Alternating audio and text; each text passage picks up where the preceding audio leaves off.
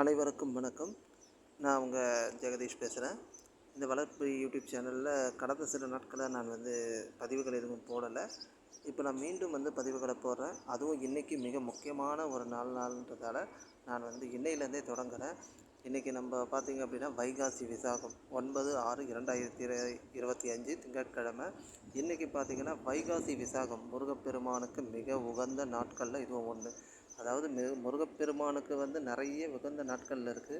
அதில் பர்டிகுலராக பார்த்தீங்க அப்படின்னா திதியில் பார்த்தீங்க அப்படின்னா சஷ்டி திதி, வளர்பிறை சஷ்டி திதின்னு சொல்லுவாங்க. அதன் பிறகு தேய்பிறை சஷ்டி திதி, 2 திதியுமே முருகப்பெருமானுக்கு உகந்த நாள். நட்சத்திரங்களில் பார்த்தீங்க அப்படின்னா கார்த்திகை நட்சத்திரம் கிருத்திகை அப்படின்னு சொல்லி நம்ம எல்லாருமே வழிபாடு செய்கிறோம்.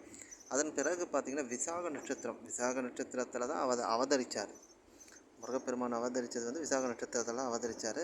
ஸோ அந்த விசாக நட்சத்திரத்தில் நம்ம முருகப்பெருமானை வழிபட்டோம் அப்படின்னு சொன்னால் அவர் நமக்கு நல்ல வரங்களை அளிப்பார் அப்படின்ற ஒரு நம்பிக்கை நமக்குள்ளே இருக்குது.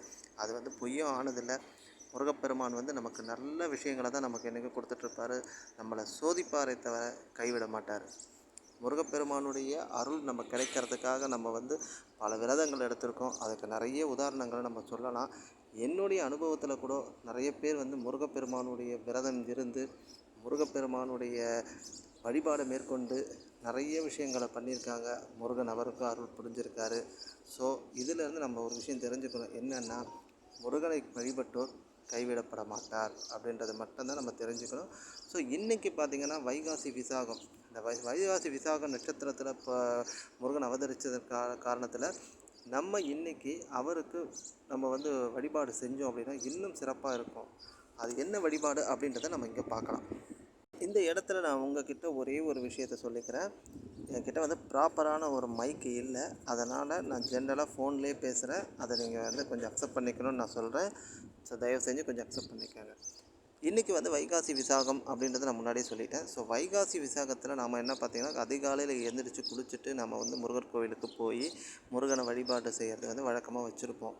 அதே போல் வீடுகள்லேயும் நம்மளுடைய வீடுகள்லேயும் பார்த்திங்க அப்படின்னா முருகருடைய விக்கிரகம் இருந்தாலும் சரி, முருகனுடைய படம் இருந்தாலும் சரி, இல்லை வேல் இருந்தாலும் சரி, எதுவாக இருந்தாலும் அதற்கு அபிஷேகம் செஞ்சுட்டு சாதாரண தண்ணியில் அபிஷேகம் பண்ணுங்கள். கொஞ்சம் உங்களால் முடியும் அப்படின்னு சொன்னால் பால் அபிஷேகம் பண்ணுங்கள், பன்னீர் அபிஷேகம் பண்ணுங்கள், மஞ்சள் அபிஷேகம் பண்ணுங்கள், விபூதி அபிஷேகம் பண்ணுங்கள்.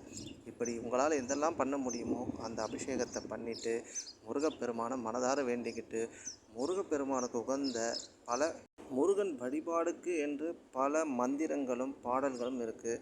உதாரணத்துக்கு சொல்லப்போனால் கந்த சஷ்டி கவசம் இருக்குது, கந்த குரு கவசம் இருக்குது, கந்தர் அனுபூதி இருக்குது, வேல்மாறல் இருக்குது. இப்படி பல விஷயங்கள் இருக்குது. பாம்பன் சுவாமிகள் அருளிய சஸ்திரபந்தம் இருக்குது, பஞ்சாமிர்த விருத்தம் அந்த பந்தம் அப்படின்னு இருக்குது. இந்த மாதிரி பாம்பன் சுவாமிகள் அருளிய பல விஷயங்கள் இருக்குது. எஸ்பெஷலி பார்த்திங்க அப்படின்னா அவருடைய பாம்பன் சுவாமிகள் அருளிய பல பாடல்களில் சண்முக கவசம் மிக முக்கியமான ஒன்று. சண்முக கவசத்தை நம்ம படித்தோம் அப்படின்னா தினமும் பாராயணம் பண்ணலாம். இன்றைக்கி குறிப்பாக பாராயணம் பண்ணலாம். ஸோ இது முருகனுடைய வழிபாடில் மிக முக்கியமான ஒரு வழிபாடு. அவருக்கு அன்பர்கள், அதாவது அவருக்கு பக்தர்கள் அருளிய ஒரு சில பாடல்கள், உதாரணத்துக்கு ராமலிங்க அடிகளார் எழுதிய பாடல்கள் இருக்குது, பாம்பன் சுவாமிகள் எழுதிய பாடல். இந்த பாடல்களை அருணகிரிநாதர் எழுதிய பாடல்கள் இருக்குது, திருப்புகள் இருக்குது. இந்த மாதிரி நிறைய விஷயங்கள் இருக்குது. அதை ஏதாவது ஒன்றுத்தை நம்ம முருகனுடைய வழிபாடோடு சேர்த்து நாம் கும்பிட்டோம் அப்படின்னா நமக்கு நிச்சயமாக அடுத்த வைகாசி விசாகத்துக்குள்ளே நாம் நினச்சது கண்டிப்பாக நிறைவேறும் அப்படின்றது நிதர்சனமான உண்மை. இதை நம்பிக்கையோடு 100%, 100% நம்பிக்கையோடு நம்ம செய்தோமையானால் நிச்சயமாக முருகப்பெருமான் நமக்கு அருள்வார். அவர் மிகவும் மனம் மகிழ்ந்து மனம் குளிர்ந்து நமக்கு அருள்வதற்கு காத்து கொண்டிருக்கிறார். ஸோ நாம் தான் பயன்படுத்திக்கணும். முருகனுடைய அருளை பெறுவதற்கு நாம் இதுதான் பாராயணம் செய்யணும். அதே போல் நம்ம வழிபாடு செய்கிறதுக்காக கோவிலுக்கு சென்றோமையானால் நிச்சயமாக முருகனை வலம் வருவது பார்த்திங்கன்னா ஒரு முறை வலம் வரலாம், 6 முறை வலம் வந்தால் சிறப்பு. 6 என்பது முருகனுக்கு உகந்த ஒரு நம்பர் அப்படின்னு சொல்லலாம், ஒரு எண்ணுன்னு சொல்லலாம். அவருக்கு 6 தீபங்கள் ஏற்றலாம். 6 முழம் அரளி, செவ்வரளி பூவை முருகனுக்கு சாத்தலாம். மிக உகந்த பூக்களில், முருகனுக்கு உகந்த பூக்களில் செவ்வரளி பூ. 6 முழம், 6 தீபம் ஏற்றி வழிபடலாம். 6 முறை வலம் வந்து முருகப்பெருமான மனசார பிரார்த்தனை செய்தோமேனா நிச்சயமாக நமக்கு நல்லதே நடக்கும் அப்படின்றது கண்டிப்பாக உண்மை அப்படின்னு சொல்லலாம். முருகப்பெருமானுடைய வழிபாடு செய்வதற்கு நம்ம செஞ்சுட்டு, அதே போல் முருகனை நல்லபடியாக வலம் வந்துட்டு நம்ம வந்து மனசார அவர்கிட்ட வேண்டிட்டோம் அப்படின்னா நிச்சயமாக அடுத்த அடுத்த வைகாசி விசாகத்திற்குள்ளாக கண்டிப்பாக நடக்கும். எவ்வளவோ உதாரணங்கள் சொல்லலாம்.